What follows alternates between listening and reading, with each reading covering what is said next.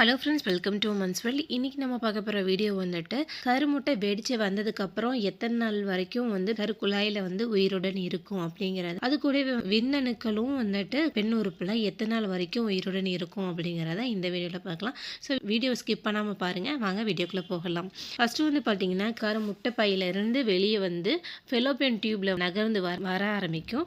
So அதிலேருந்து பார்த்திங்கன்னா 24 மணி நேரம் மட்டும்தான் அது வந்து உயிருடன் வந்து இருக்கும்.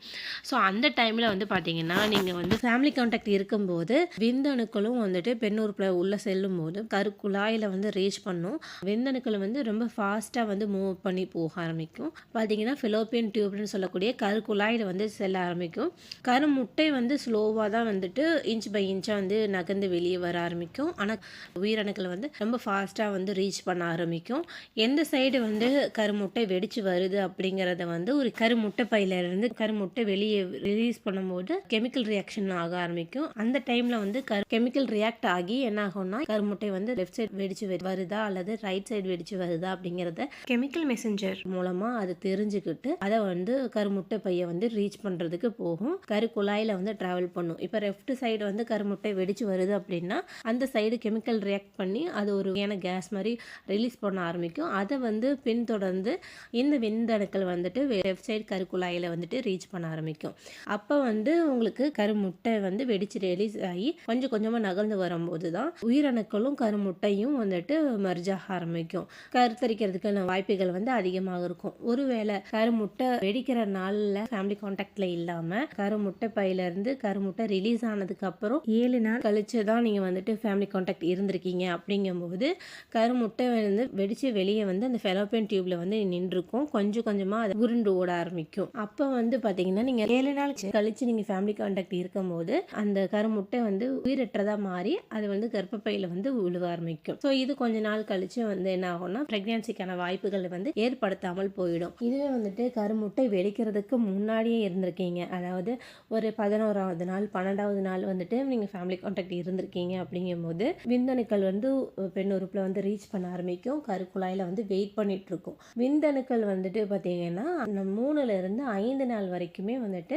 கர்ப்பப்பைக்குள்ள கருக்குழாயில வந்துட்டு வெயிட் பண்ணிட்டு நிற்கும். கருமுட்டை 14வது நாள் வெடிக்குது. நீங்க 11வது நாள் வந்து ஒன்னாக இருந்திருக்கீங்க. 14வது நாள் வந்துட்டு கருமுட்டை வந்து ரிலீஸ் ஆகுது. அப்படிங்கும் போது விந்தணுக்கள் வெயிட் பண்ணி கருமுட்டையை ரீச் பண்றதுக்கான வாய்ப்பு வந்து அதிகமாக இருக்கு. விந்தணுக்களோட லைஃப் டைம் வந்து 3 நாள் தான் ஆயிருக்கு. கருமுட்டை வந்து வெடிச்சு வர்ற வரைக்கும் அது வெயிட் பண்ணி மீட் பண்ண ஆரம்பிக்கும். மெர்ஜ் ஆகி உங்களுக்கு கருவாக மாற ஆரம்பிக்கும். ஒருவேளை நீங்க வந்து கருமுட்டை வெடிக்கிறதுக்கு முன்னாடியே நீங்க வந்து ஃபேமிலி கான்டாக்டில் இருந்தாலும் நல்லது தான். அது வந்து உங்களுக்கு உயிரணுக்களுடைய நாட்கள் வந்து பார்த்தீங்கன்னா 3லிருந்து 5 நாட்கள் வரைக்கும் உங்களுடைய கருக்குழாயிலேயே வந்து வெயிட் பண்ணி நிற்கும். 2 பக்கமுமே வந்துட்டு கருக்குழாயில் லெஃப்ட் சைடு ரைட் சைடுமே வந்து வெயிட் பண்ணி நிற்கும்.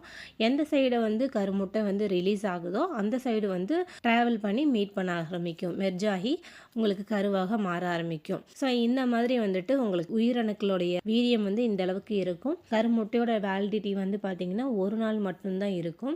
விந்தணுக்களோட வேலிடிட்டி பார்த்தீங்கன்னா 3லிருந்து 5 நாட்கள் வரைக்கும் இருக்கும். 3லிருந்து 5 நாள் ஏன்னு சொல்கிறோம்னா ஆண்களை எடுத்துக்கிற உணவுகளை பொறுத்து தான் 3 நாளா இல்லை 4 நாட்களா 5 நாட்களா இருக்கும். எந்த அளவுக்கு உணவுகளை வந்து ஆரோக்கியமானதாக எடுத்துக்கிறீங்களோ அந்த அளவுக்கு உயிரணுக்களுடைய நாட்களை வந்து அதிகரிக்கலாம். 5 நாட்கள் வரைக்குமே வந்து கர்ப்பப்பையில் வந்து உயிருடன் இருக்கிறதுக்கான வாய்ப்புகளை வந்து அதிகரிக்கப்படும். ஸோ இந்த மாதிரி தான் வந்துட்டு ஒரு கரு வந்து உருவாகிறதுக்கு ஹெல்தியான எக்கும் தேவை, ஹெல்தியான ஸ்பெர்மும் தேவை. இரண்டுமே வந்து ஆரோக்கியமாக இருந்துச்சுனால்தான் ஒரு கரு வந்து உருவாக ஆரம்பிக்கும்.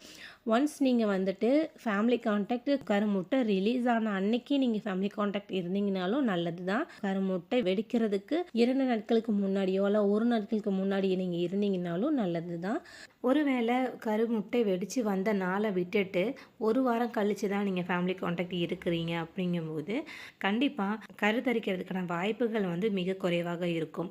கருமுட்டையோட வேலிடிட்டி 1 டேன்னு சொன்னேன் இல்லையா, அந்த 24 ஹவர்ஸ், அந்த 24 ஹவர்ஸ்க்குள்ளே வந்து வெயிட் பண்ணி பார்க்கும். அப்படி இல்லைன்னா அது வந்து உயிரற்றதாக மாறிடும். ஸோ அதனால வந்து பார்த்திங்கன்னா விந்தணுக்கள் 5 நாள் கழித்து செல்லும்போது கரு உருவாகிறதுக்கான வாய்ப்புகள் வந்து மிக குறைவாக இருக்கும். அந்த சிம்டம்ஸ் வச்சு நீங்கள் உடனே வந்து அந்த அன்னைக்கே நீங்கள் ஃபேமிலி கான்டாக்ட் வந்து இருக்கலாம். அதை நீங்கள் மிஸ் பண்ணிட்டீங்க அப்படிங்கும்போது 2 நாட்கள் கழித்து நீங்கள் ஃபேமிலி கான்டாக்ட் ட்ரை பண்ணும்போது உங்களுடைய கணவருடைய விந்தணுக்கள் வந்து வீரியம் ஜாஸ்தியாக இருந்தது அப்படின்னாலும் உங்களுக்கு வந்து ரீச் பண்ணுறதுக்கான வாய்ப்புகள் வந்து இருக்கும். ஆனால் கருமுட்டையும் ஆரோக்கியமாக இருக்கணும். பெண்கள் வந்துட்டு ஆரோக்கியமான உணவுகள் எடுத்திருந்தீங்கன்னா அந்த அளவுக்கு 18 ஹவர்ஸ்லேருந்து 24 ஹவர்ஸ்க்குள்ளே உங்களுக்கு வந்து உயிருடன் தக்க வச்சுக்கிறதுக்கான வாய்ப்புகள் வந்து அதிகமாக ஏற்படுத்தும். ஸோ அதனால் உங்களுக்கு கருத்தரிக்கிறதுக்கான பாசிபிலிட்டிஸ் வந்து அதிகமாக இருக்கும்.